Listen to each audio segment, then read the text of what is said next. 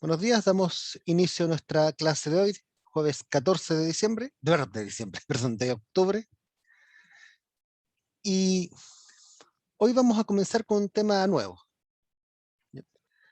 Entre comillas nuevo porque yo sé que esto ustedes igual ya lo han visto antes en Fundamentos, que tiene que ver con trabajo y energía. Hasta ahora nosotros habíamos visto movimiento armónico simple,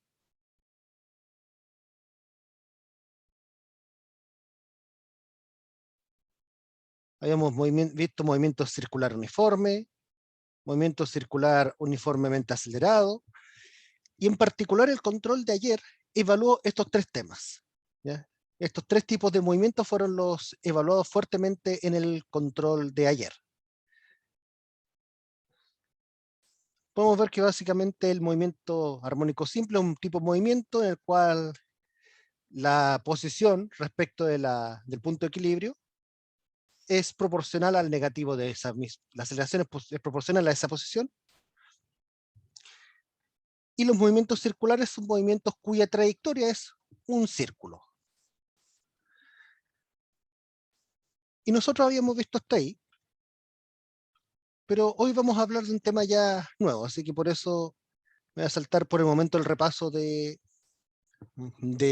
esos contenidos, porque hoy vamos a hablar acerca de trabajo y energía.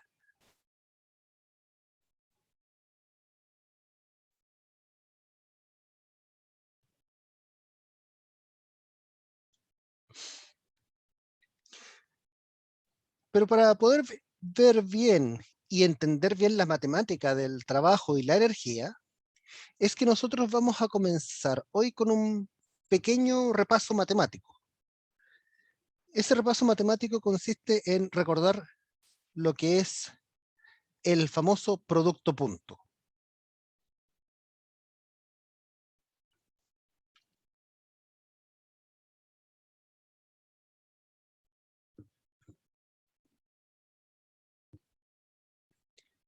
Producto punto de vectores o entre vectores.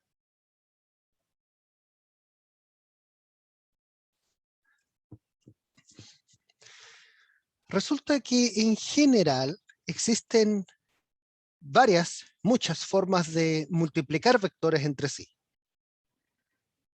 Algunas de esas formas se utilizan en física, ¿ya? En diferentes áreas de la física, en mecánica, en electromagnetismo, en mecánica estadística, en física cuántica, etc. En particular, para este curso hay dos formas que nos van a interesar, que son el producto punto y el producto cruz. Y para lo que vamos a ver hoy, nos interesa en particular el famoso producto punto, o que también, como muchas veces en matemáticas se nombra, es el también llamado producto escalar.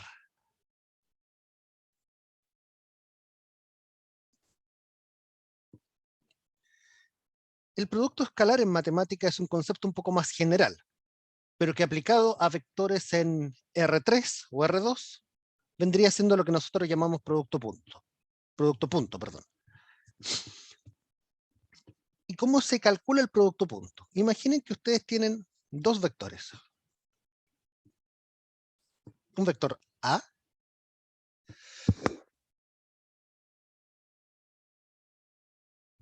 y otro vector B, con algún cierto ángulo entre ellos.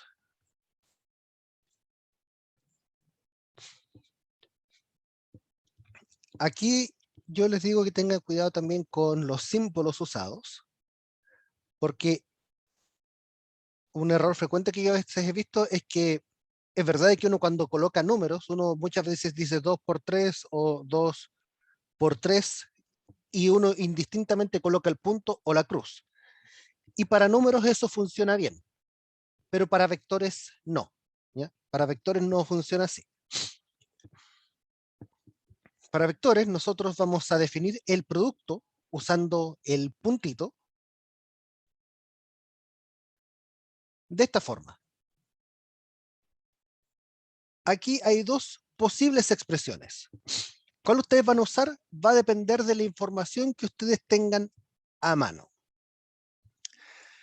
Si ustedes tienen las componentes de sus vectores, ustedes tienen, en el fondo saben cuánto vale a sub x, a sub y a sub z, y lo mismo con b, ustedes pueden calcular el producto punto entre ambos como a sub x por b sub x más a sub y por b sub y más a sub z por b sub z. En muchos ejercicios ustedes solamente van a tener componentes x e y no van a tener z. Así que en ese caso, ustedes simplemente se olvidan de este último término AZBZ. Hacen como que es cero. Entonces, si ustedes tienen las componentes, multiplican componente a componente y después suman los resultados.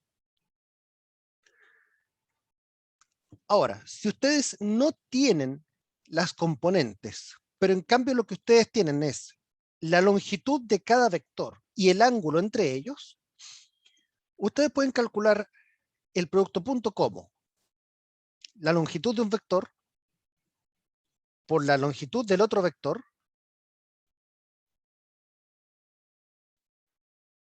por el coseno del ángulo más pequeño entre ambos. Son las dos posibles formas de calcular un producto punto. Y ustedes también las pueden combinar dependiendo de qué es lo que ustedes necesitan. Les muestro un ejemplo relacionado con esto. Vamos con un ejemplo.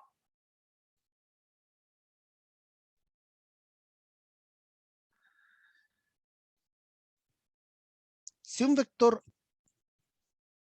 A tiene la forma 3i unitario más 4j unitario menos k unitario, y otro vector B tiene la forma 6k unitario más j menos i unitario, determine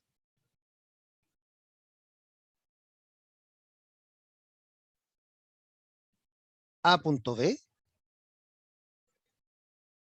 y el ángulo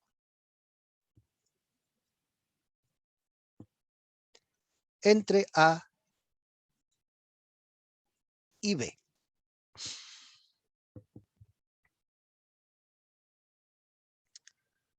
Entonces aquí nos están pidiendo dos cosas, el producto punto y el ángulo. Y yo a propósito dejé este vector, el vector B, desordenado, porque uno pensaría, ok, este sería 3 por 6 más 4 por 1 más menos 1 por menos 1. No, tienen que primero ordenar bien sus vectores. Así que nosotros aquí vamos con la solución. Primero ordenemos los vectores.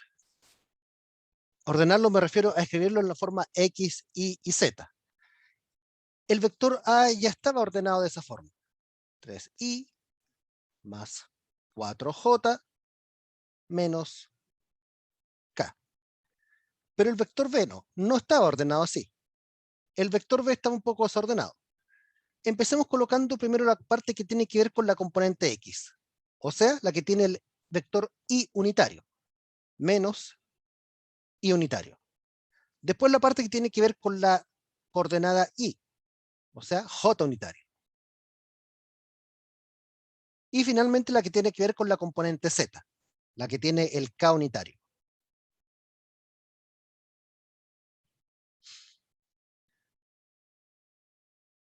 Ahora que ya los tenemos ordenados, podemos calcular el producto punto.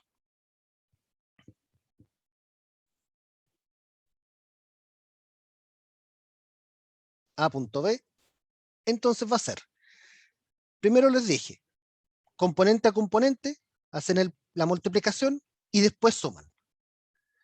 Entonces sería 3 por menos 1 más 4 por 1 más menos 1 por 6. Voy a poner algunos paréntesis por si acaso para evitar confusión.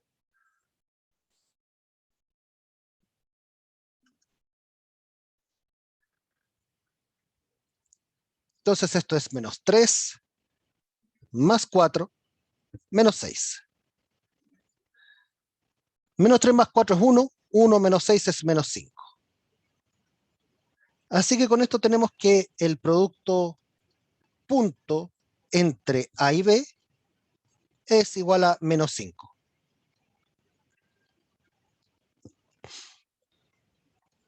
Y ahí está la primera parte de nuestro ejemplo. El producto punto entre dos vectores.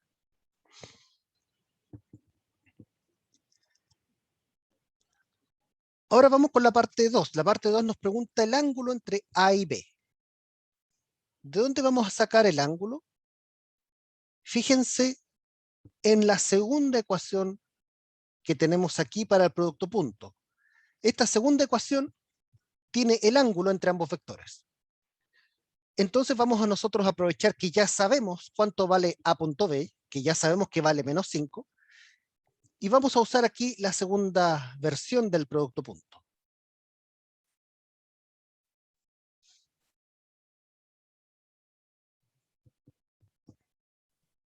Profesor, una pregunta. ¿Sí? En el producto de vectores, ¿siempre se va a anular el J y el itongo? ¿Y también el catongo?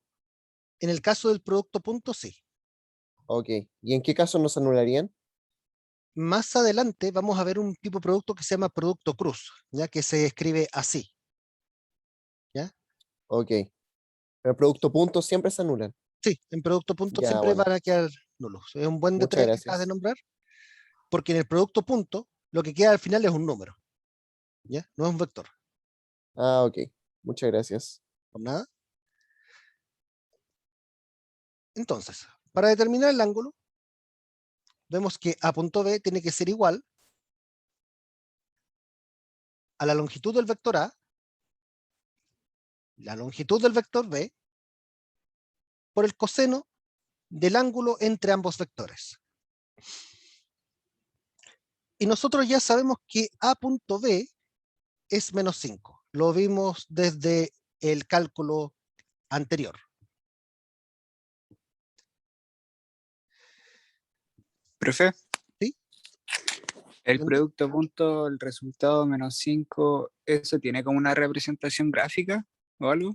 Sí, ¿O tiene que vamos a verlo en un ratito referencia? más. Cuando calculemos el ángulo aquí, vamos a interpretar esa representación gráfica.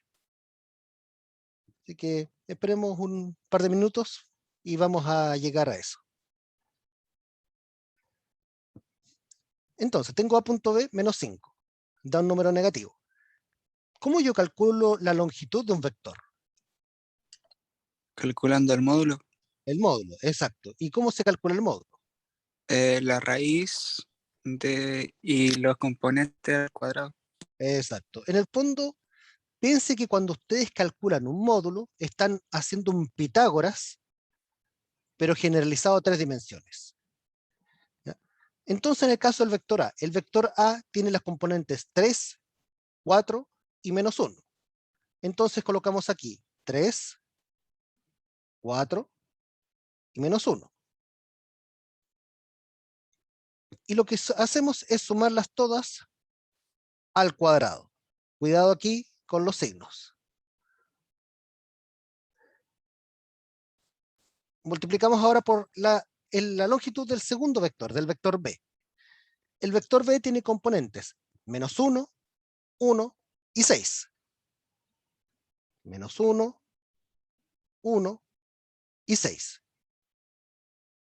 Elevamos cada componente al cuadrado y las sumamos. Y eso por el coseno de nuestro ángulo que no sabemos. Menos 5 es igual. Y aquí ustedes pueden primero resolver esto algebraicamente y encontrar un resultado, o bien colocarlo inmediatamente en la calculadora. Ustedes ahí son libres de proceder.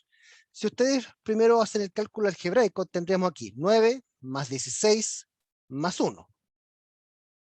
9 más 16 más 1, ¿cuánto es?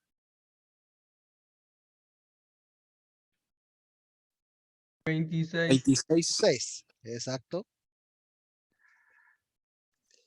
La siguiente, menos 1 al cuadrado es 1. 1 más 1 más 36. Esto ya es más fácil, es 38. Por el coseno de beta. De modo que si ustedes pasan dividiendo estas dos raíces, van a tener que coseno de beta va a ser igual a menos 5 dividido por la raíz de 26 por la raíz de 38. Y finalmente, beta va a ser el coseno a la menos 1, o arco coseno, como se llama también, del número que hemos encontrado aquí.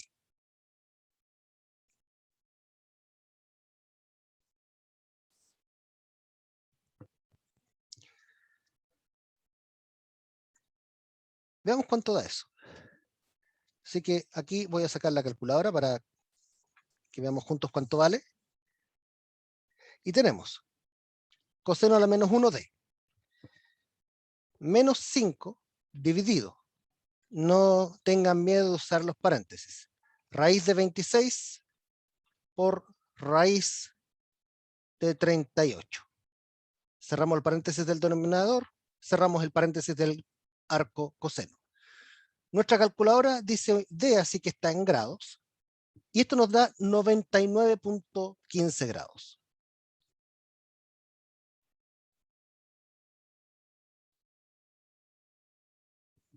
Y ese es el ángulo, entonces, que hay entre A y B. Ahora, ¿cuál es la representación gráfica de esto? Aquí nosotros vimos que la longitud de un vector era raíz de 26, ¿ya? Para tener una idea, eso es 5 punto algo, ¿ya? 5.1. La longitud del otro vector era raíz de 38, que eso es 6 punto algo. Así que los vectores son de longitudes aproximadamente 5 y 6. Y el ángulo, ven que ustedes acaban de ver aquí, que da más de 90 grados y menos de 180. O sea que mientras el vector A apunta en una dirección,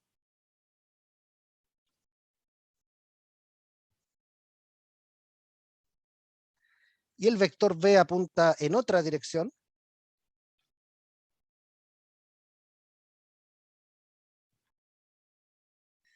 el ángulo que hay entre ambos es de 99.15 grados. Es más que 90 grados.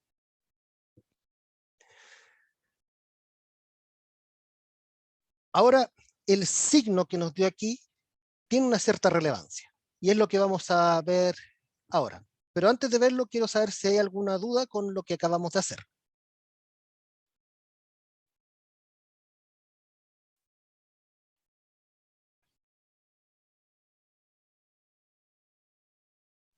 No, profe.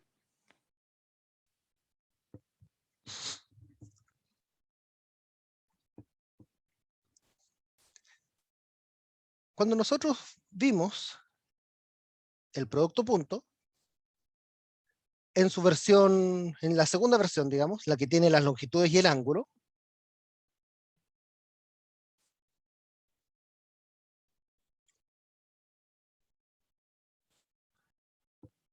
podemos darnos cuenta de un primer detalle. En primer lugar, estas dos cantidades de acá, como son longitudes, son módulos, ambas son positivas.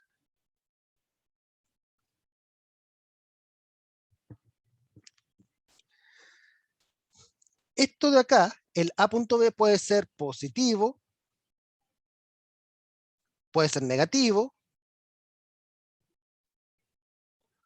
o también podría ser cero.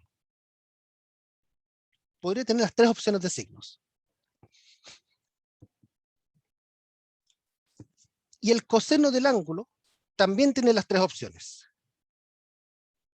Puede ser positivo, puede ser negativo, o puede ser cero. Pero los módulos siempre son positivos. Así que al final de cuentas, lo que vemos aquí es que el signo del producto punto tiene relación con el ángulo entre ambos vectores. Entonces el signo se relaciona con el ángulo. Al final el signo que va a tener A punto B va a ser el mismo signo del coseno de beta. Y aquí nosotros podemos ver algunos, digamos, regímenes. Primero, si ustedes tienen que beta está entre 0 y estrictamente menor a 90 grados. En ese caso, el coseno de beta, ¿qué signo tiene? Cuando está entre 0 y 90. Positivo. Es positivo. Recuerden que entre 0 y 90 grados es el primer cuadrante. Y en ese caso, el producto punto también les va a dar que es positivo. Entonces, si ustedes tienen un producto punto que es positivo, ustedes saben que entonces el ángulo que está entre ambos es menor a 90 grados. Si ustedes tienen que el ángulo beta es estrictamente mayor a 90 grados, pero podría llegar a 180 grados, estamos hablando aquí del segundo cuadrante. ¿Qué signo adopta ahí el coseno? Negativo. Negativo.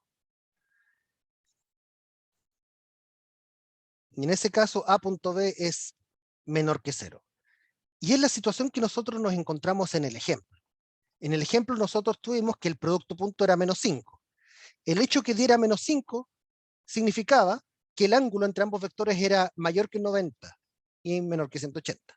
Y claro, nos dio 99.15.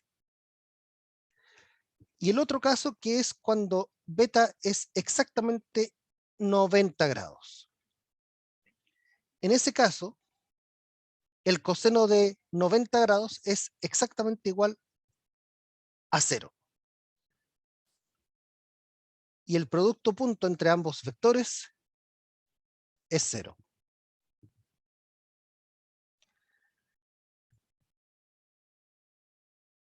Entonces esas son las tres condiciones que podemos encontrar, las tres situaciones, que tienen que ver con los signos de los productos puntos y los ángulos involucrados.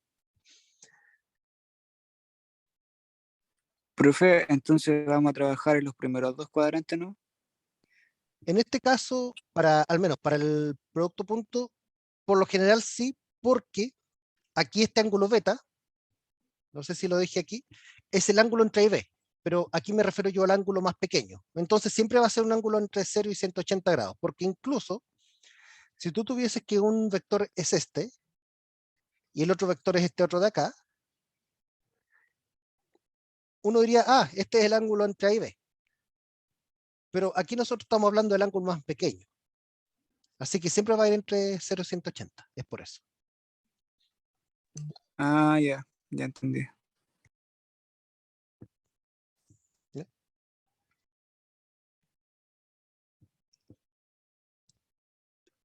¿Alguna otra consulta respecto del producto punto?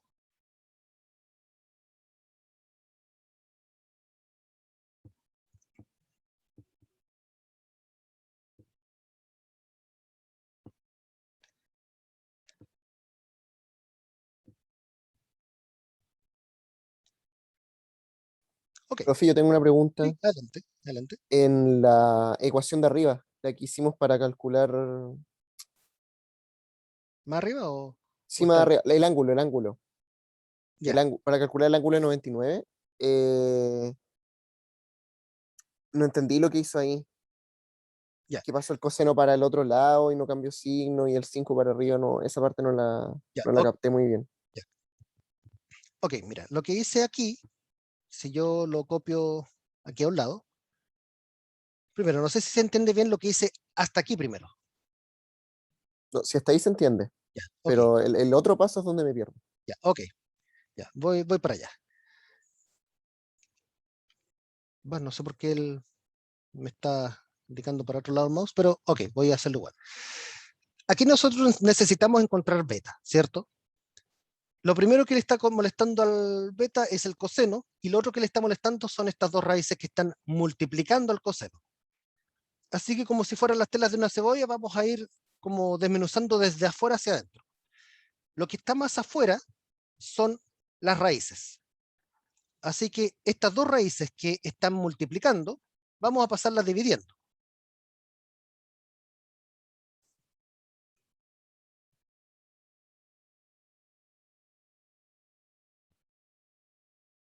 En el fondo, el producto de estas dos raíces, todo eso junto, todo eso lo he pasado dividiendo para el otro lado. ¿Ya? Ahora, lo que hice después fue escribirlo esto, pero invertido. Si uno dice que A es igual a B, Ah, claro. es lo mismo que decir B igual a A. ¿Por qué lo escribí así? Ya. Porque al menos nosotros, en idioma castellano, y en general los idiomas del occidente del mundo, nosotros leemos de izquierda a derecha, entonces para nosotros es más cómodo escribirlo así. Ah, ok, pero ahí fue donde me perdí porque pensé que el coseno tenía que pasar negativo, no cambió el signo, entonces por eso. Ah, ya. No, Pero no, ahora que eso, lo se puede anotar de las dos formas, entonces. claro, se puede anotar de las dos formas. Solamente yo lo escribo así porque nosotros, en general, para nosotros es más cómodo leerlo así que de la otra forma. Y de Ah, ahí ok. ya el resto fue de aquí invertir el coseno, que fue lo que hice ahí. No sé, esa parte la entiendo. Si era porque me perdí por el orden de la, por el orden de las cosas. Ya, Está bien, profe. no hay Muchas problema. gracias. Por nada. Ok. Después de este pequeño repaso del producto punto, vamos a volver un poquito a la física. Y vamos a hablar hoy de una primera cantidad llamada trabajo.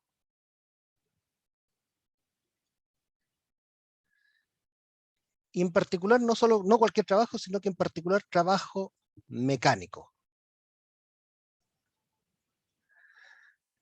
A pesar de que igual en los problemas ustedes van a ver que les van a decir calcule el trabajo, pero nosotros no estamos refiriendo al trabajo mecánico, solo que uno se olvida de la palabra mecánico nomás, para no repetir tanto. Entonces, el trabajo mecánico lo que hace a grandes rasgos es cuantificar el efecto de una fuerza a lo largo de algún desplazamiento.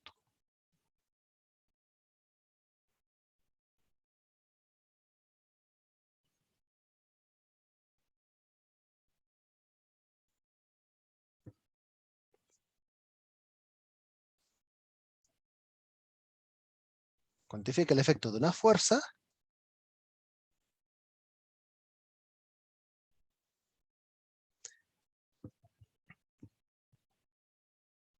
a lo largo de un desplazamiento.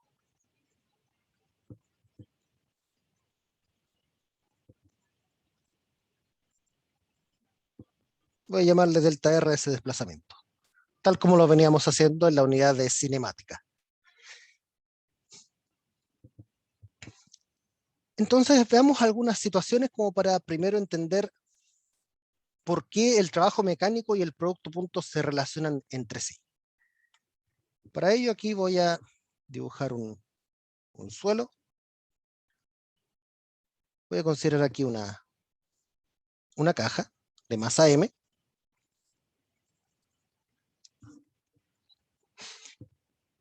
Y supongan ustedes que esta caja se está moviendo desde aquí para allá. O sea que la caja estaba aquí y de esta posición pasó para acá.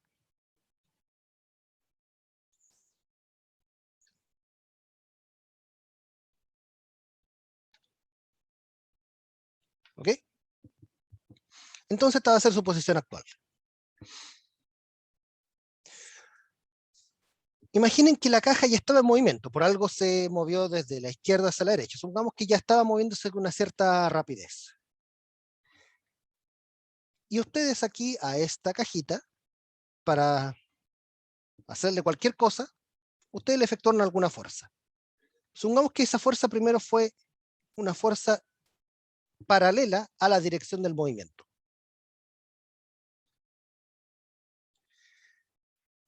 Si yo tengo una caja moviéndose hacia la izquierda, hacia la derecha, por ejemplo, con una cierta rapidez, pongámosle 10 metros por segundo, y yo la empujo también hacia la derecha, yo esperaría que la caja después se mueva más rápido o más lento.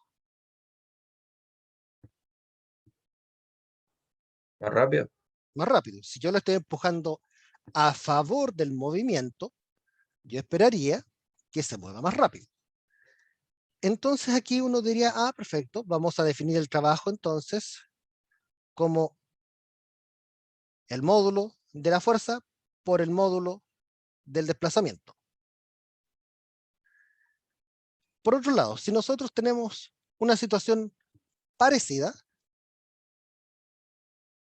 con el desplazamiento también hacia la derecha, pero supongamos que la fuerza en cuestión hubiese ido para el otro lado, en contra del movimiento. Nosotros esperaríamos, bueno, si usted está efectuando una fuerza en contra del movimiento, usted está tratando de frenar la caja. Entonces vamos a cuantificar ese efecto a través de un trabajo que va a ser negativo. Va también a ser la fuerza por el módulo del desplazamiento. Pueden notar de que por el momento no he puesto flechitas porque estoy hablando de módulos. Entonces, el más indica que estoy a favor del desplazamiento, el menos indica que voy en contra.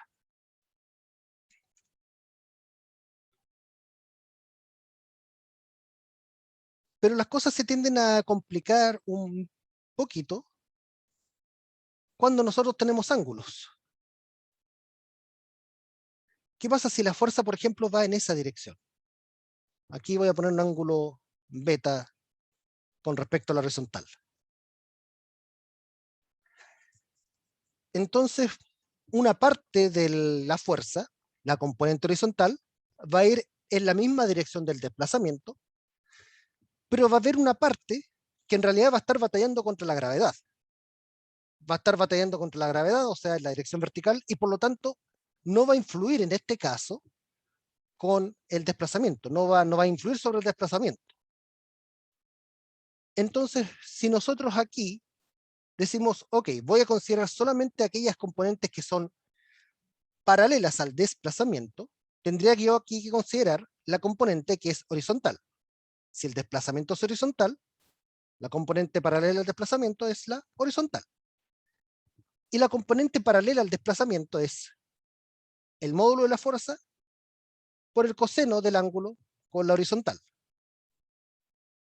por el desplazamiento.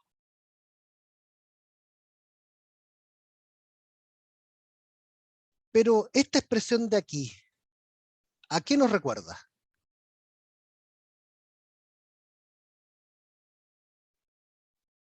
Tal vez no les recuerde mucho ahí, pero si yo se las reescribo de esta forma,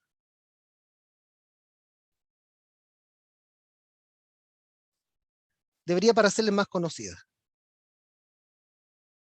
¿Dónde vimos esto hace poco? La velocidad, creo. No, todavía no es No. velocidad. Lo vimos hace unos minutos, de hecho. Cuando digo hace poco, Producto es punto. producto punto. Si ustedes revisan más arriba,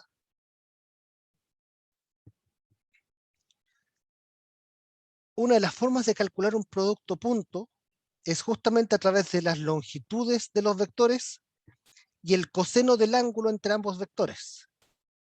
¿Y qué es lo que tengo aquí? La longitud de ambos vectores y el coseno del ángulo entre ambos vectores.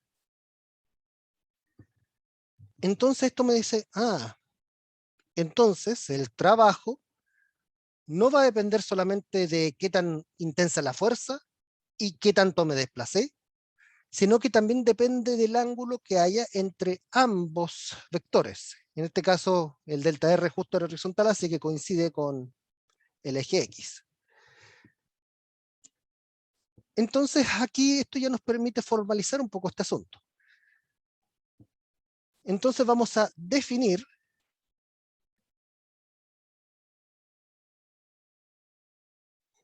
el trabajo mecánico como el producto punto entre el vector de fuerza y el vector de desplazamiento. Aquí pueden ver de que yo arriba no había puesto flechitas porque estoy hablando de los módulos.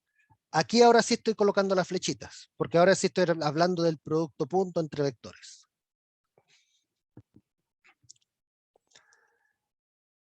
Entonces, ¿cuál es la idea detrás de ¿cómo se llama? Detrás del producto, perdón, sí, de este producto punto. Es que nuevamente están involucrados no solamente los módulos, sino también los ángulos. Voy a tener aquí un trabajo positivo, un negativo y un trabajo nulo. Y va a ser positivo si es que el ángulo entre la fuerza y el desplazamiento está entre 0 grados y 90 grados. Va a ser nulo si es que el ángulo es igual a 90 grados. Y va a ser negativo si es que el ángulo está entre 90 grados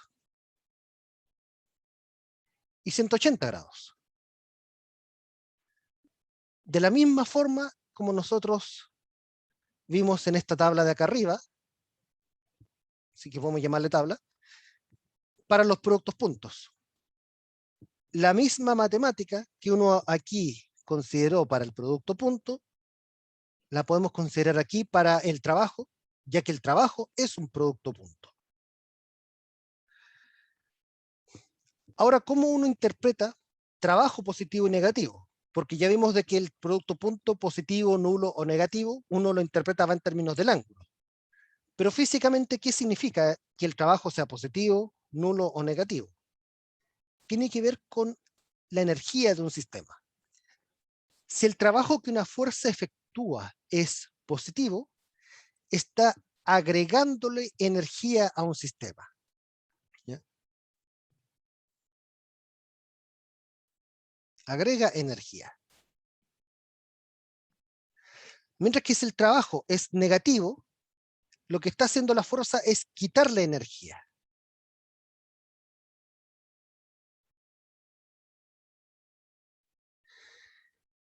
Y cuando el trabajo es 0, es porque la energía no está siendo alterada.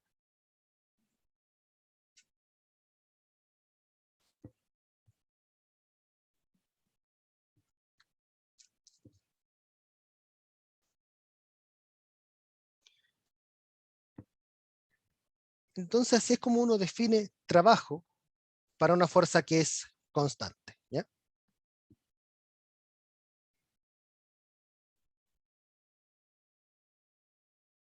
Este es el trabajo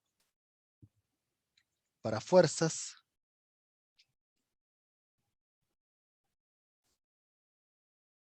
constantes.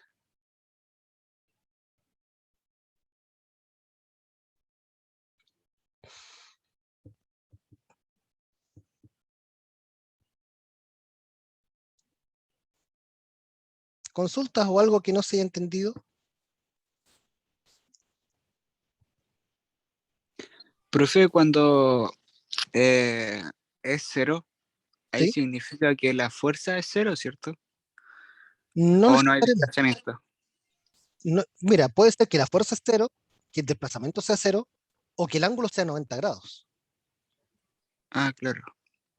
Y de hecho, ahí tenemos un ejemplo muy reciente, entre comillas, que es cuando vimos el movimiento circular uniforme. Imaginen ustedes tienen la siguiente situación, un movimiento circular uniforme, una piedra que está dando vueltas en una trayectoria circular.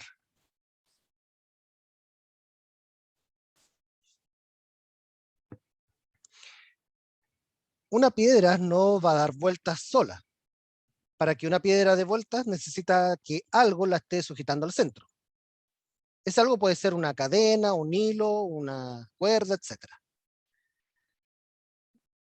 Ese hilo ejerce una tensión hacia adentro que en principio es la que proporciona la aceleración centrípeta.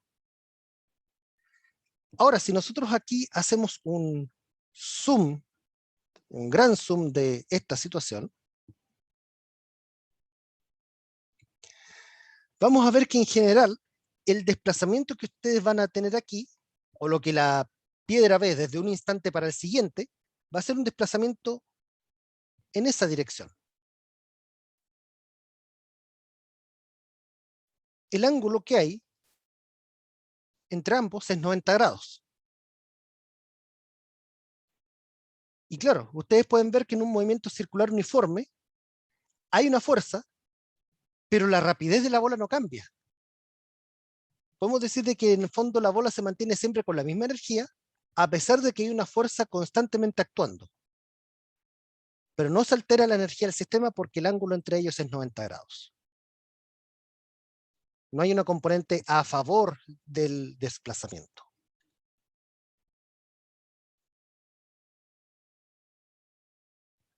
Ese es un ejemplo más o menos reciente. Vamos con otro ejemplo. Nuevamente voy a recurrir a una caja, pero esta vez voy a... Bueno, se me fue de otro color, no importa.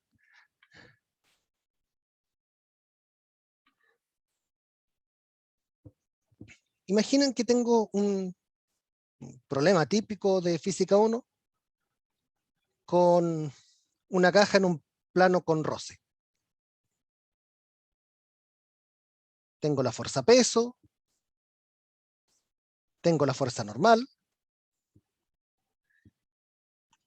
Supongamos que además tengo aquí una fuerza de roce.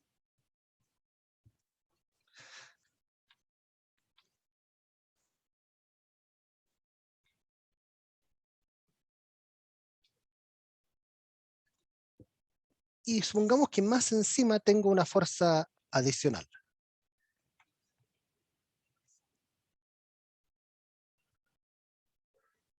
Y que el sistema se está moviendo hacia la derecha.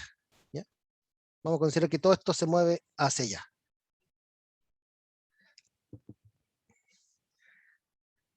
Entonces, de aquí podemos ver algunas cosas. En primer lugar, el trabajo hecho por F, voy a llamarle, mejor voy a colocarlo en subíndice, es positivo. Porque es una fuerza que está a favor del desplazamiento. El desplazamiento va hacia la derecha y esta fuerza apunta hacia arriba y hacia la derecha también. Pero ¿qué pasa con el trabajo del roce? El movimiento de la caja es hacia la derecha, pero el roce va hacia la izquierda. Se opone. Entonces ejerce un trabajo negativo. Y tiene sentido porque recuerden que en general el roce tiende, al menos el roce cinético, tiende a quitarle energía a un sistema. Tiende, ¿ya? No necesariamente es siempre así, pero en un ejemplo típico puede ser así.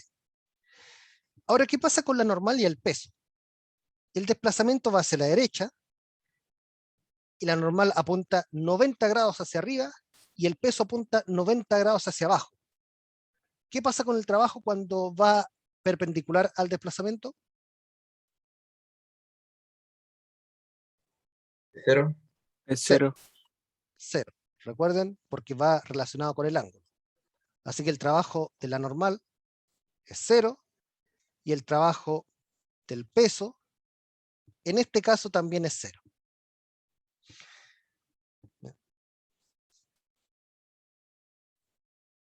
¿El trabajo del peso va a ser siempre igual a cero? No. En este caso, en este ejemplo en particular lo fue. Pero en un plano inclinado, por ejemplo, no. Ahí no va a ser igual.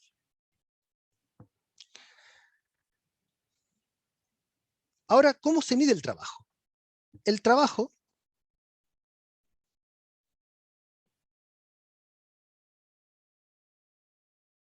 se mide en una unidad de medida llamada Joule. Se escribe Joule y se abrevia con la letra J. Un Joule es lo mismo que un newton multiplicado por metro. ¿Esto de dónde uno lo ve? Uno lo ve a partir de la misma definición de trabajo mecánico. Trabajo mecánico contiene una fuerza y contiene un desplazamiento, ambos en producto punto. La fuerza se mide en newton, los desplazamientos se miden en metros. Por eso aquí ustedes tienen que un joule es igual a un newton por metro.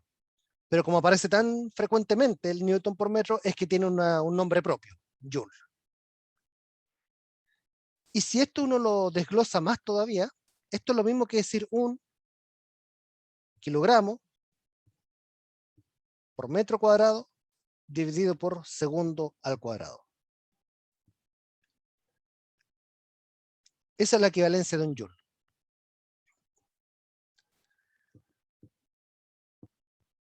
Vamos con un par de ejemplos.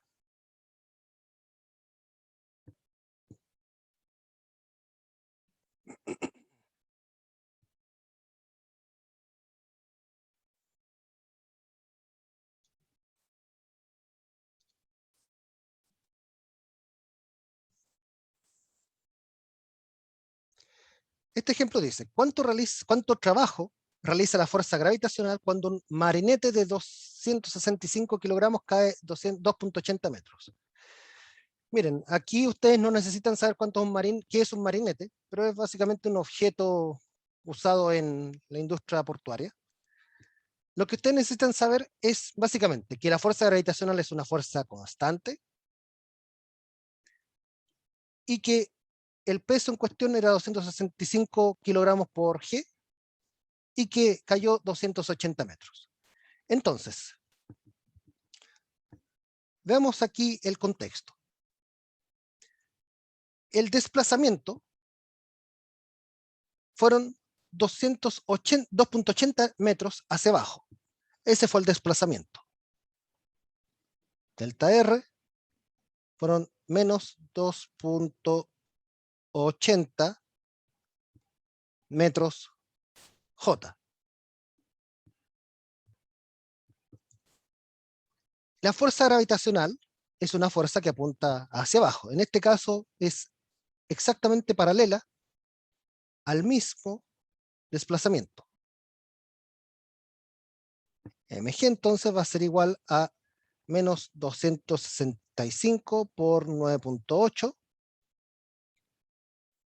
J newtons.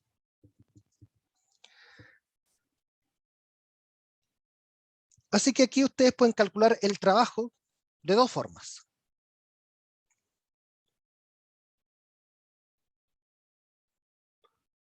Ustedes saben de que el trabajo es fuerza en producto punto con el desplazamiento. Si ustedes utilizan la versión con componentes, sería esto.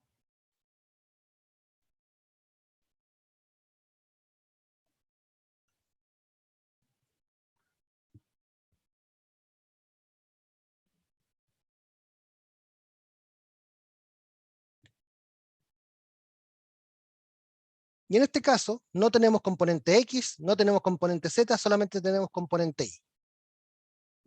Así que en particular aquí esto es 0, esto también es 0 porque todo es 0, tanto la fuerza como el Z, tanto la fuerza en X como el X. Tenemos solamente las componentes Y's. Entonces, si ustedes aquí continúan, tenemos la fuerza en Y que es menos 265 por 9,8 por el desplazamiento en Y que es menos 2.80.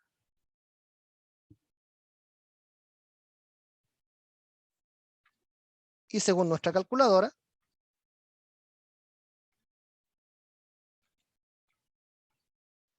el producto de dos negativos es positivo, así que esto da 7.271 joules.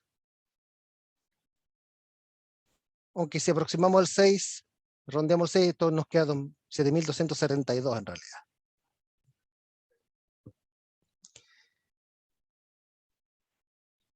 Dio positivo. Y eso tiene sentido porque la fuerza y el desplazamiento en este caso son ambos paralelos. Muy bien, esa puede ser una forma. La otra forma de haber calculado esto es mediante el módulo de la fuerza, el módulo del desplazamiento, por el coseno del ángulo entre ambos. Aquí, si pongo la flechita, tengo que colocar los módulos, porque estoy hablando de módulos, no del vector. Aquí estoy hablando del módulo. Y el módulo de 1 sería 265 por 9,8. Por el módulo del desplazamiento, que son 2,80 metros. Por el coseno del ángulo entre ambos. Ambos van hacia abajo. ¿Cuánto es el ángulo entre ambos? 0 y coseno de 0 es 1. Y coseno de 0 es 1. Coseno de 0, como dice el compañero, es exactamente igual a 1. Así que les queda exactamente el mismo número de arriba.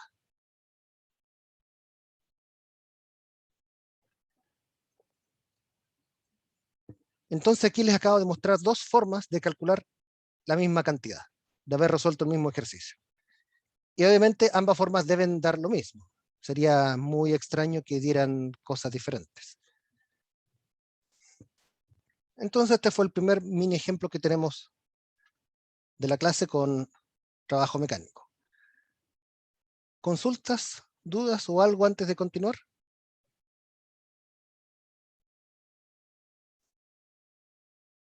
Profe, ¿Sí? con este tipo de ejemplo, no se suele ocupar el coseno de 0, por ejemplo, el segundo ejemplo, porque ya hay veces que uno ya lo denota o hay que igual colocarlo en procedimiento. Mira, mira, lo que pasa es que en el caso coseno de 0, claro, uno ya sabe que el coseno de 0 es 1, así que uno podría haberlo dejado ahí tal cual. Pero en muchos ejemplos no va a estar el coseno de 0. Ahora, mi recomendación es que si a ustedes en algún momento están en una evaluación en la cual evalúen procedimiento, mejor lo coloquen, ¿ya? Mejor lo coloquen, aunque sea como obvio, pero para que la persona que les esté evaluando sepa que ustedes aquí tuvieron en cuenta el coseno del ángulo y que no que ustedes lo hayan omitido. Bueno, profe, gracias. ¿Nada? ¿Alguna otra consulta? Profesor, Sí, lo que pasa es que la pregunta arriba decía, ¿cuál es la fuerza gravitacional? sí. Dice, Ah, el trabajo, ¿cuánto trabajo realiza? Ah, ya, exacto. ¿Cuánto ah, ya, trabajo realiza la fuerza gravitacional? ya, ya, ahora entendí.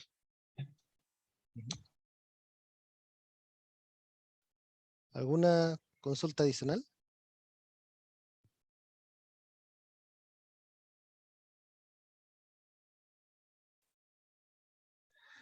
Preguntan en el chat si este ejercicio del Survey en realidad es del libro del Yancoli.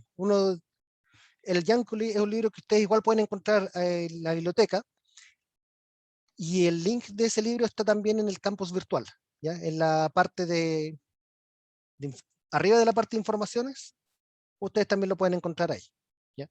Ustedes ingresan ahí con la cuenta de la biblioteca. El Survey también tiene bien buenos ejercicios. Yo, para los ejemplos de clase, tiendo a sacar ejemplos de ambos.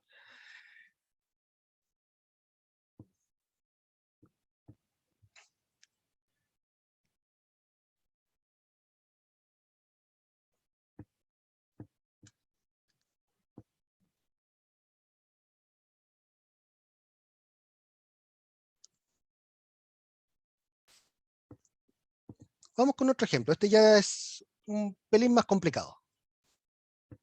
Dice, ¿cuál es el trabajo mínimo necesario para empujar un automóvil de 950 kilogramos, 810 metros hacia arriba a lo largo de un plano inclinado de 9 grados? A, ignore la fricción, y B, considere que el coeficiente efectivo de fricción que retarda el automóvil es 0,25. ¿Ya? Explico aquí la situación física, el contexto. Tengo un plano inclinado. Voy a exagerar el ángulo. Dice 9 grados, pero aquí voy a exagerarlo por claridad gráfica. Y tengo el auto moviéndose arriba. Al auto lo voy a dibujar como una caja.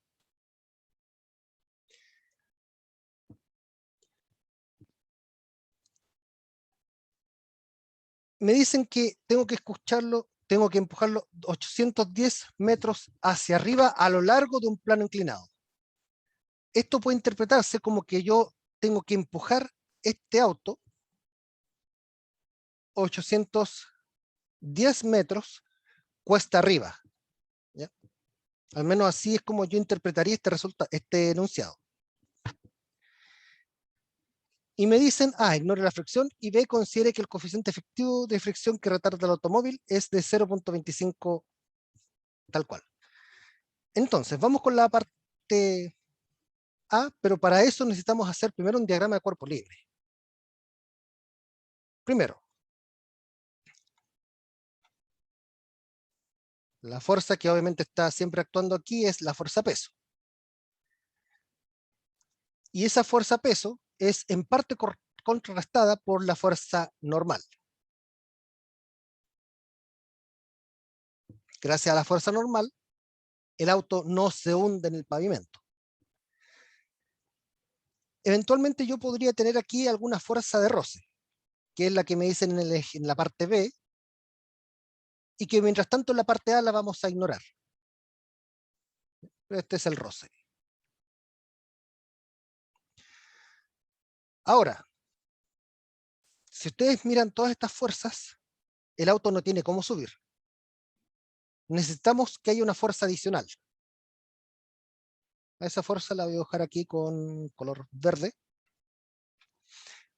Entonces necesitamos que aquí haya una fuerza extra que permita vencer el efecto tanto del roce como el de la gravedad. Y eso nos va a permitir subir esos 810 metros. ¿Dónde están los ángulos aquí? Consideren de que 9 grados es lo que se obtiene cuando uno toma el plano horizontal y lo eleva. Esos mismos 9 grados también ocurren acá, cuando uno toma la vertical, y también uno mueve 9 grados todo el sistema hacia en sentido antihorario en este caso. Ahí están los 9 grados. Entonces, si uno aquí ya dibuja los ejes coordenados, uno va a tener el eje vertical por acá, el horizontal en la otra dirección, por ahí.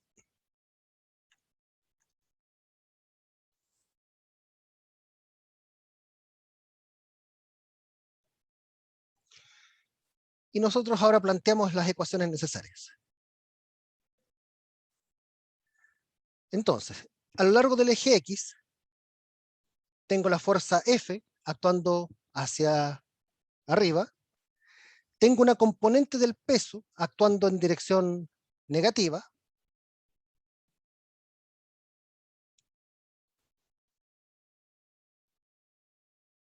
y tengo la fuerza de roce.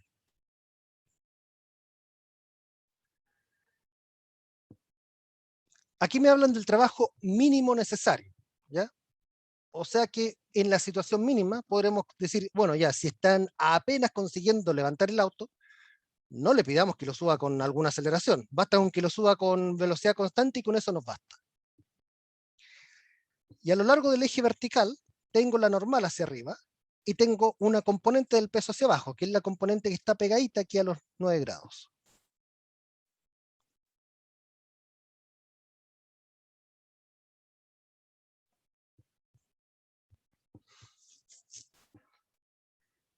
Entonces de aquí nosotros podemos encontrar la fuerza necesaria. La fuerza necesaria va a ser igual a mg más la fuerza de roce. Perdón, mg seno de 9.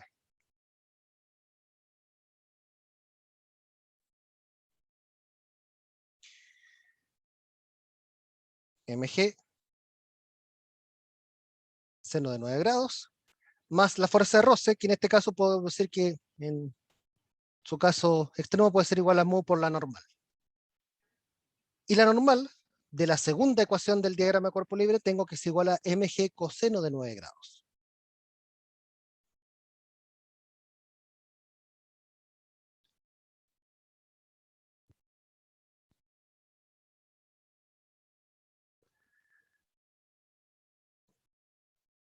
Y aquí solamente por un tema de orden voy a factorizar por mg.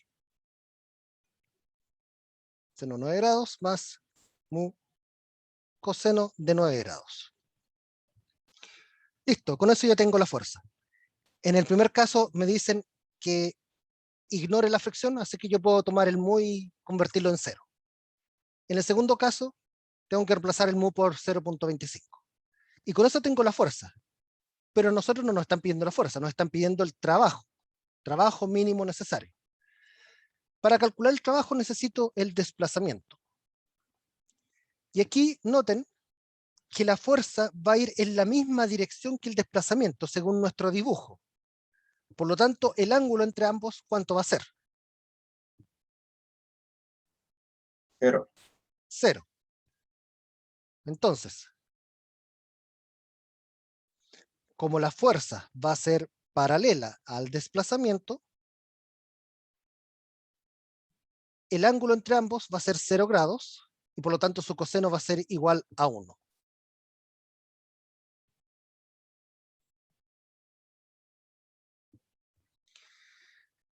Entonces, cuando nosotros calculemos el trabajo, va a ser simplemente el módulo de la fuerza por el módulo del desplazamiento por el coseno del ángulo. O sea, el módulo de la fuerza, que es lo que acabamos de encontrar aquí. mg, factor de seno de 9 grados, más mu por coseno de 9 grados. Por el módulo del desplazamiento, por el coseno de beta, que es 1. Y ahora reemplacemos con los números que nos dan. En el primer caso, me dicen que ignore la fricción. La masa del automóvil me dicen que es de 950 kilogramos. Así que es 950 kilogramos por G, que es 9,8 metros por segundo al cuadrado, por seno de 9 grados. Me dicen en la parte A que ignore la fricción. Así que vamos a hacer que el mu sea 0. Por el desplazamiento, que me dicen que se desplazó un total de 810 metros.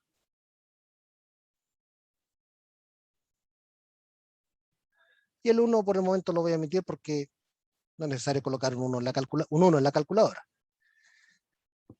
Así que calculemos. 950 por 9.8 por seno de 9 grados por 810. Y nos da que el trabajo en esta primera parte es 1180 newtons, después de redondear un poco ahí. Dije newton, perdón, eran joules. Y ese es el trabajo mínimo necesario para la parte A. Para la parte B es lo mismo, pero considerando un coeficiente roce efectivo de 0.25. Así que 950 kilogramos por 9,8 metros por segundo al cuadrado, factor de seno de 9 grados, más 0,25 coseno de 9 grados por 810 metros. Volvamos a nuestra calculadora. Entonces va a ser lo mismo, solamente que aquí tenemos seno de 9 grados más 0.25 coseno de 9 grados, y todo eso va multiplicado por 810. Y nos da que el trabajo aquí necesario aumentó radicalmente. Ahora son 3042 joules.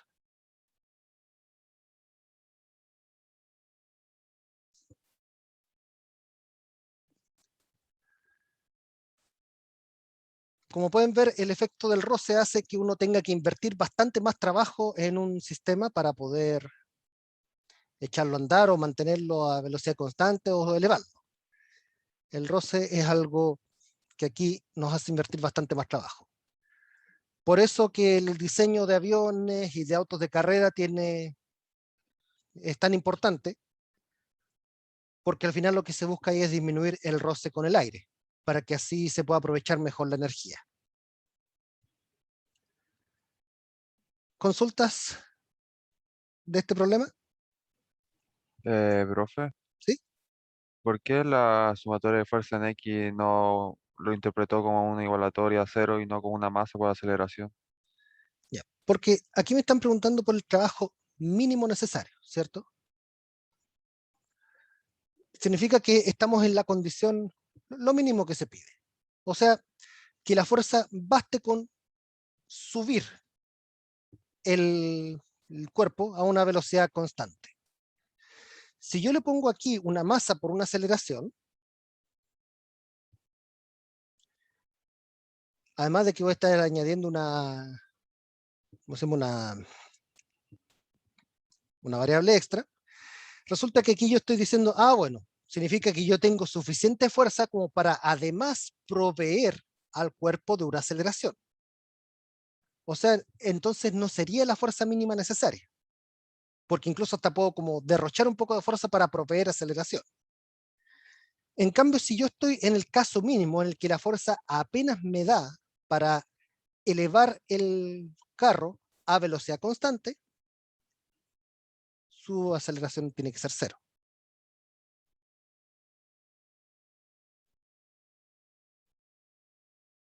¿Se entendió o lo explico de otra forma? No, sí, profe, se entendió. Gracias. Pues nada. ¿Alguna otra consulta? Cualquiera que haya habido respecto de la matemática o de la física.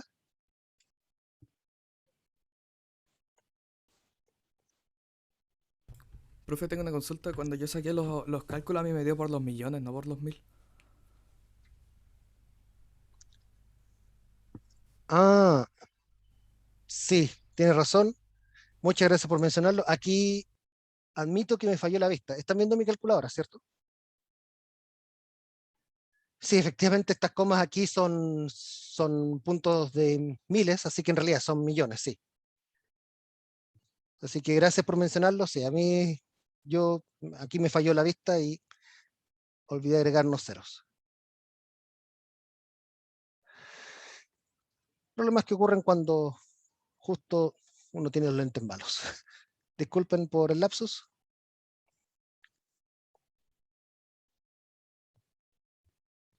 Ahí sí.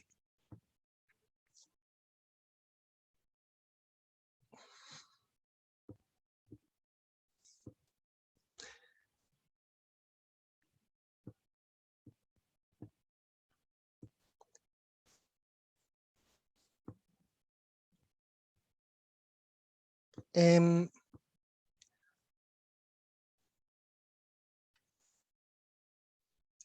Voy aquí con mostrarles otro ejemplo. Este ya no es del Yankee, este es del Serway, del capítulo del Serway que está publicado en la semana 7 para consulta online. Dice así, este ya es un ejemplo en el que el ángulo no es cero. Dice, una fuerza, 6i menos 2j, actúa en una partícula que experimenta un desplazamiento dado por esta cantidad. Hallar el trabajo invertido por la fuerza de la partícula y el ángulo entre F y delta R. Resolvamos este problema.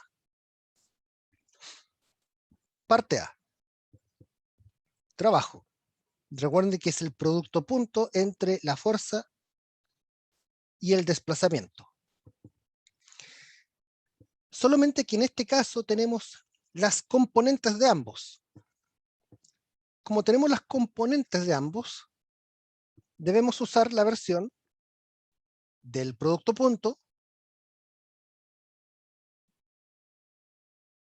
Voy a subir. Que tiene las componentes. Las de arriba. ¿Ya? Entonces tiene que ser f sub x por delta x más F sub I por delta I. Y si hubiera componente Z, tendría que tomarlas en cuenta también, solamente que en este caso son todas ceros. No hay nada en Z en este caso. Componente X. La componente X de la fuerza es 6. La componente X del desplazamiento es 3. Vamos con las I's. Componente Y de la fuerza es menos 2. Componente Y del desplazamiento es 1, 1 metro. Serían 18 menos 2, esto es igual a 16 joules. De una cantidad positiva, así que ustedes ya pueden aquí intuir que el ángulo entre ambos vectores deberá ser algo menor que 90 grados. Veamos cuánto es. ¿Qué es lo que nos piden en la parte B? El ángulo entre F y delta R. Y para eso recuerden que el trabajo, que es un producto punto, se puede calcular con las componentes o también se puede calcular como el módulo de un vector por el módulo del otro vector por el coseno que hay entre ambos vectores. Y el trabajo nosotros ya sabemos que son 16 joules. El módulo del vector F es el módulo de este vector 6i menos 2j. Y ustedes saben que para calcular módulos tenemos que aplicar un Pitágoras generalizado. Las componentes son aquí 6 y menos 2. 6 y menos 2. Así que las elevamos al cuadrado y después las sumamos. Y lo mismo con delta R. Delta R tiene componentes 3 y 1. 3, 1. Elevamos al cuadrado y sumamos. Y eso por el coseno del ángulo entre ambos. Así que tenemos 16 joules igual 36 más 4 son 40. 9 más 1 son 10.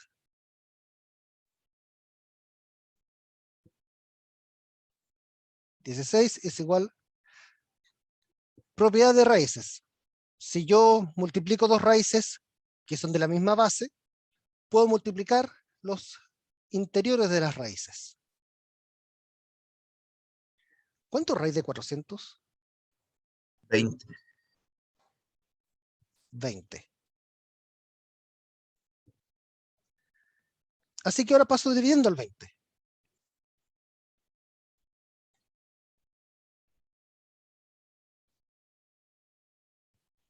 Y ahora saco el coseno a la menos 1.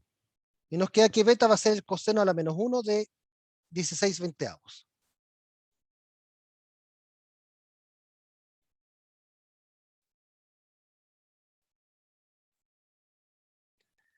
Así que vamos a nuestra calculadora.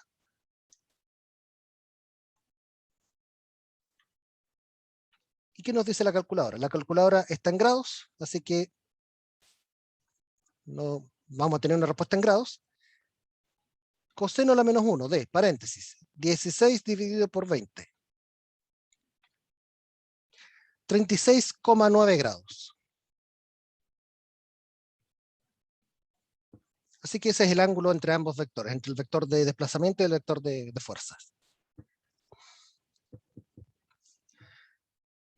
Como yo les dije antes, el hecho de que el trabajo les diera positivo ya permitía intuir de que el ángulo tenía que ser menor a 90 grados.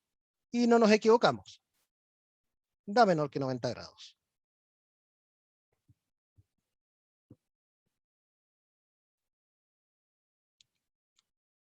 Hice un poco de zoom out para que vean el ejercicio completo y díganme si hay alguna duda o algo que no haya quedado claro de la matemática empleada o de la física, etcétera.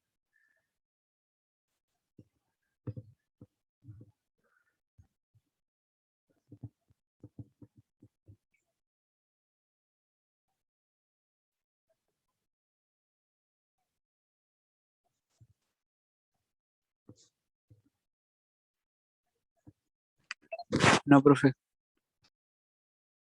Gracias.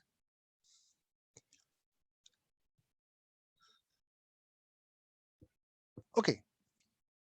Ahora vamos a saltar a la siguiente parte de lo que es trabajo y energía, que tiene que ver con el trabajo realizado por fuerzas variables.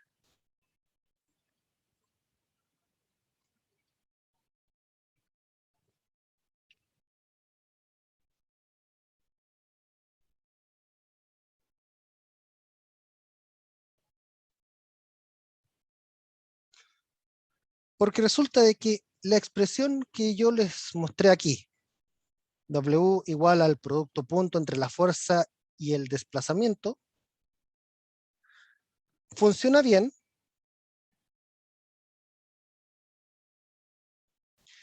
cuando la fuerza a la cual ustedes le están calculando el trabajo es constante. Es un vector constante. Pero ¿qué pasa si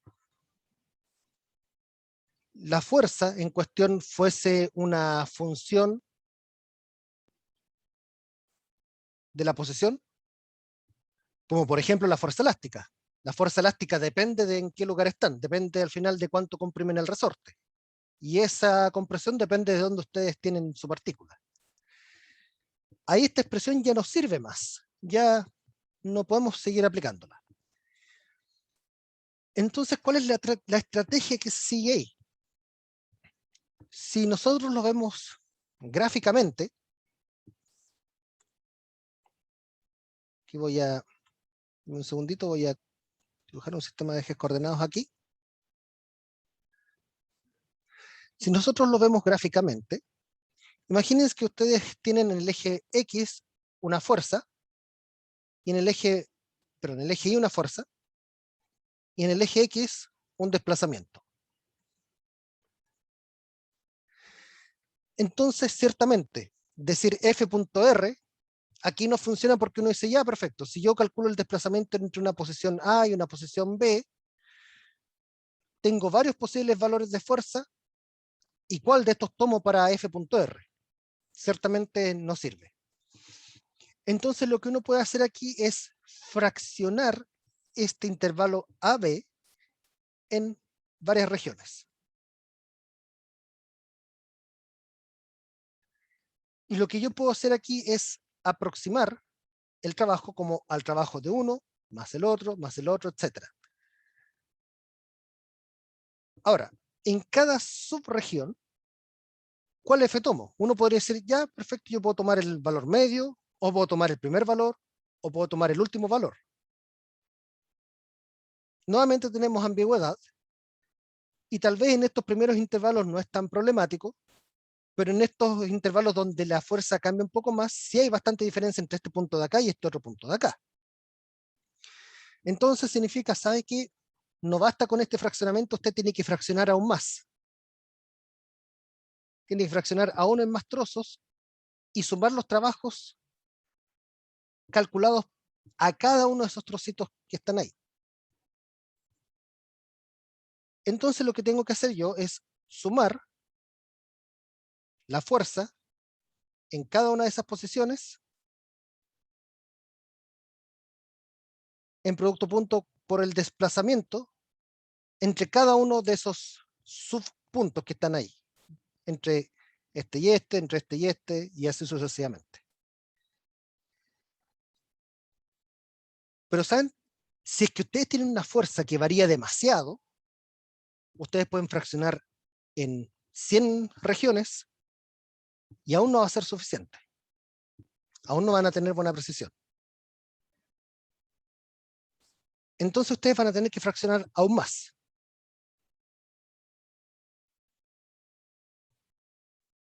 ¿Cuándo yo podría tener una precisión exacta?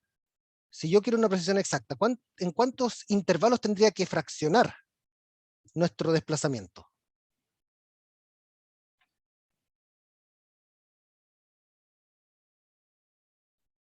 Tal vez en 1000, tal vez en 1.000.000. Entonces eso nos dice, ¿sabes? Si usted aumenta el número de de intervalos cada vez más, usted va a tener mejor precisión. En matemáticas existe algo para eso, que es el límite cuando la cantidad de subregiones tiende a infinito. Entonces, de esa forma ustedes pueden calcular el trabajo de una fuerza variable. Ahora, calcular esta sumatoria con infinitos términos es complicado. Pero quienes ya han visto algo de cálculo, saben de que en matemática esto tiene un nombre. ¿Algunos lo conocen? ¿Alguno de ustedes lo conoce?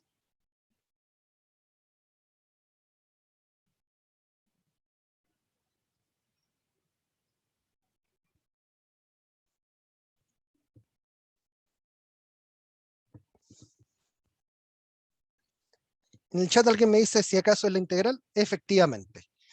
Bueno, técnicamente en realidad esto se llama una suma de Riemann, pero que al final de cuentas esto no es otra cosa que una integral entre un punto A y un punto B de la fuerza por el desplazamiento. Y de esa forma ustedes calculan el trabajo de una fuerza variable entre dos puntos A y B. Ahora, como ya se los he dicho en algunos momentos, en este curso nosotros no vamos a calcular nada con integrales, pero sí vamos a ocupar la interpretación de las integrales. Geométricamente, ¿cómo uno interpreta una integral?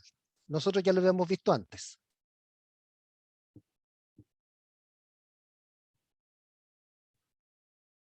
¿Cuál es la interpretación geométrica de una integral?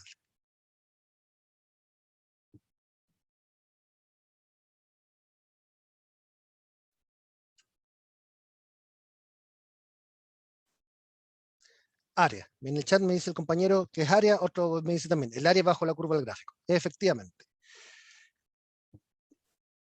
Esto al final significa que el trabajo de una fuerza variable se puede calcular como el área bajo la curva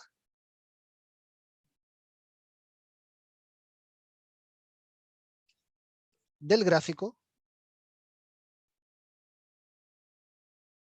de fuerza versus posición. Así que en realidad lo que ustedes van a usar más que nada aquí es esto. El área bajo la curva del gráfico de fuerza versus posición.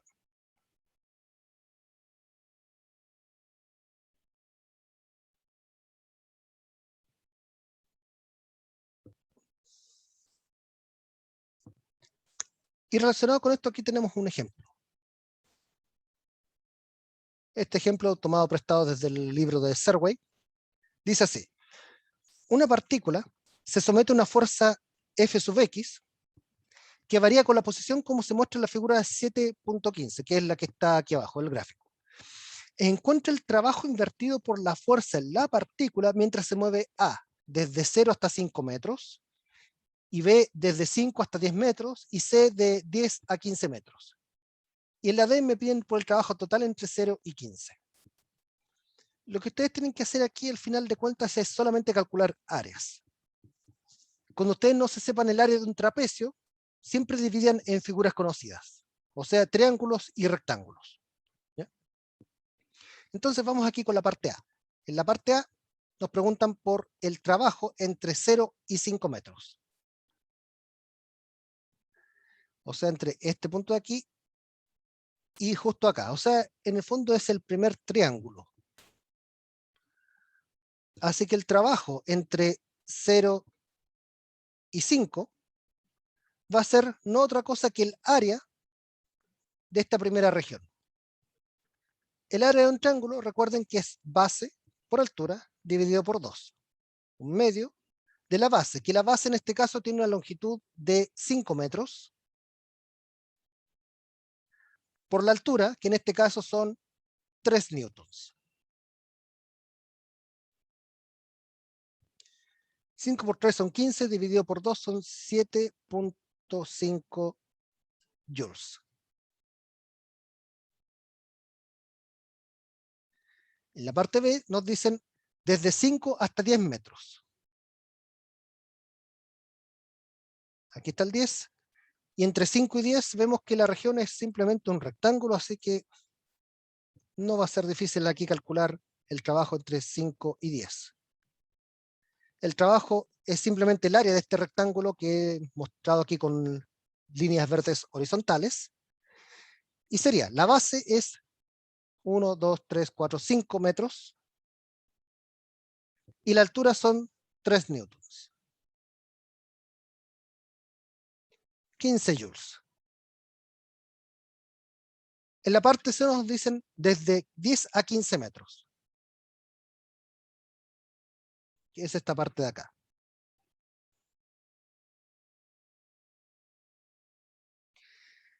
El trabajo entre 10 y 15 metros, nuevamente, es el área de un triángulo, o sea, un medio de la base, que son 1, 2, 3, 4, 5 metros, por la altura, que son 3 newtons, y esto da nuevamente 7.5 joules. Y en la parte D nos dicen cuál es el trabajo total invertido por la fuerza sobre la distancia de 0 a 15 metros. Sería el área completa. Ahora, una forma también de verlo es que el trabajo entre 0 y 15 metros es igual al trabajo entre 0 y 5, más el trabajo entre 5 y 10, más el trabajo entre 10 y 15. Ya sea sumando todas las áreas o sumando los trabajos, esto les va a dar la suma de estas tres cantidades, que serían un total de 30 joules.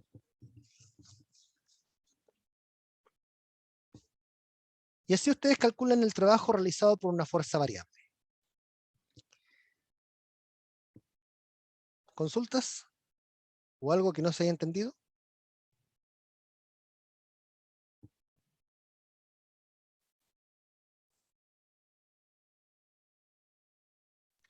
No, profe.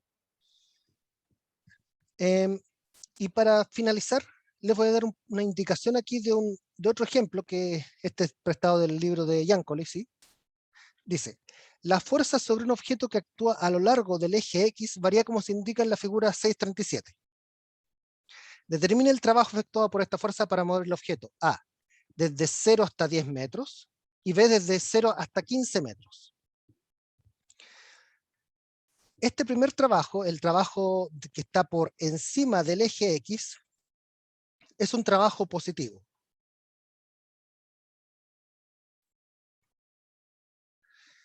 Y ustedes pueden ver que es un trapecio, al igual que el de arriba, así que se calcula en forma muy similar. Si ustedes no se saben la fórmula de un trapecio, ustedes dividen el trapecio en dos triángulos y un rectángulo.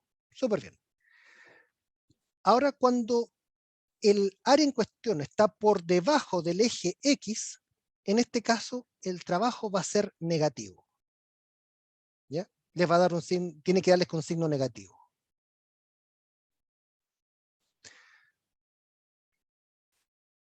Entonces de aquí primero ustedes van a tener algún número.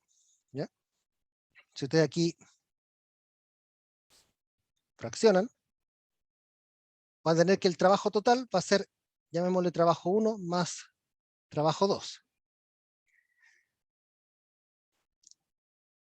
El área de un trapecio, insisto, si ustedes no se la saben, no importa, separan. Pero si ustedes ya se la saben, ustedes se darán cuenta de que el área de un trapecio es el promedio de las bases por la altura. La base de abajo tiene 10 metros. La base de arriba tiene 1, 2, 3, 4 metros. Y la altura son 400 newtons. Pero ¿qué pasa con la segunda? La segunda, como está por debajo del eje X, es negativa. Así que aquí tienen que considerar que esto es algún número por menos 200. Y el promedio de las bases es 1, 2, 3, 4, 5 metros arriba. Y la otra tiene 1, 2 metros. Y ahí ustedes hacen el cálculo. ¿Ya?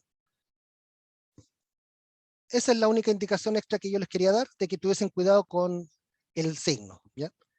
Cuando están por encima del eje X es positiva el área, cuando está por debajo es negativa. Bueno, eso sería entonces la clase de hoy. Mañana vamos a hablar un poco más sobre trabajo y energía. Vamos a ver teorema del trabajo y la energía y vamos a hablar sobre fuerzas conservativas y energía potencial.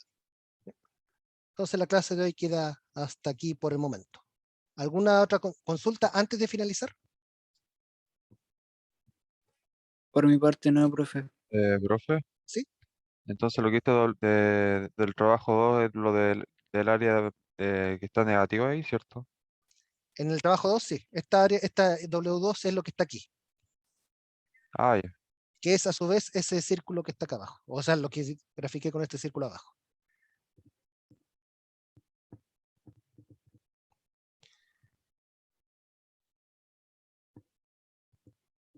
Ok. Nos encontramos mañana entonces y continuamos mañana con trabajo y energía.